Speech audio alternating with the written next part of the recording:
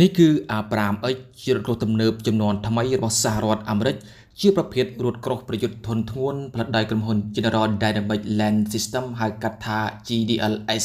ជាមួយនឹងបច្ចេកវិទ្យាចំនួនថ្មីអាចបញ្ជាដ្រូនដោយខ្លួនឯងធ្វើឲ្យរថក្រោះមួយប្រភេទនេះខ្លាំងជាងរថក្រោះដទៃទ្វេដងជាមួយនឹងទម្ងន់60តោនខុសពីរថក្រោះ M1A2A5 ដែលមានទម្ងន់68តោនធ្វើឲ្យរថក្រោះមួយនេះអាចចល័តបំលាទីបត់បានលឿនជាងមុនអាចបកកាត់ស្ពាននិងកាត់ភក់ផងបានអាមេរិកផលិតវាឡើងដើម្បីប្រកួតប្រជែងនឹងរថក្រោះ T14 Armata រុស្ស៊ី A5X បំពាក់កាំភ្លើងធំកាណុង 120mm MX360 អាចបាញ់គ្រាប់ថ្មីជាច្រើនប្រភេទដូចជា MRM គ្រាប់មួយនេះបំពាក់ដោយប្រព័ន្ធ Laser ស្វែងរកគោលដៅនិងប្រព័ន្ធស្វែងរកនិងចាប់យករូបភាពហៅកាត់ថា IIR ដោយវាអាចបាញ់បានចម្ងាយ 12.1 គីឡូម៉ែត្រអត្រាល្បឿនគ្រាប់រត់ 900 ម៉ែត្រឬក៏ 1550 ម៉ែត្រក្នុង1វិនាទី MRM អាចបាញ់កម្ទេចរថក្រោះសត្រូវគ្រប់ធនទាំងអស់គ្រាប់ M1147 Advanced Multi-Purpose ជាប្រភេទគ្រាប់ចំនួនថ្មីផលិតក្នុងឆ្នាំ 2020 ដែលប្រើប្រាស់ជាផ្លូវការនាឆ្នាំ 2024 មានទម្ងន់ 27.68 គីឡូក្រាមបណ្ដោយប្រវែង 919 មីលីម៉ែត្រ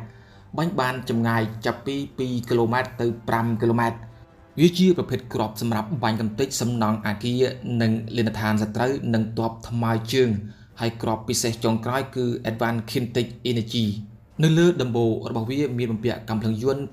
7.62 មីលីម៉ែត្រមួយដើមឬក៏បំពាក់សពាវុធជាលក្ខណៈ Remote Weapon Station មានកាំភ្លើងយន្ត 30 មីលីម៉ែត្រមួយដើមកាមេរ៉ាចាប់យករូបភាពសត្រូវនៅឆ្ងាយប្រព័ន្ធ Laser ស្វែងរកគោលដៅជាដើម A5X មានបំពាក់មុខងារសំខាន់ជាច្រើនដូចជាប្រព័ន្ធច្រកគ្រាប់ដោយស្វ័យប្រវត្តិប្រព័ន្ធស្វែងរកគោលដៅនិង Panoramic Scan ប្រព័ន្ធឆ្លាតវៃប្រព័ន្ធ AI ប្រព័ន្ធបញ្ជាដ្រូនគឺមានន័យថារថក្រោះធុននេះអាចបំពាក់ដ្រូនស៊ើបការផងនិងវាយប្រហារផងក្នុងចម្ងាយ 10 គីឡូម៉ែត្រ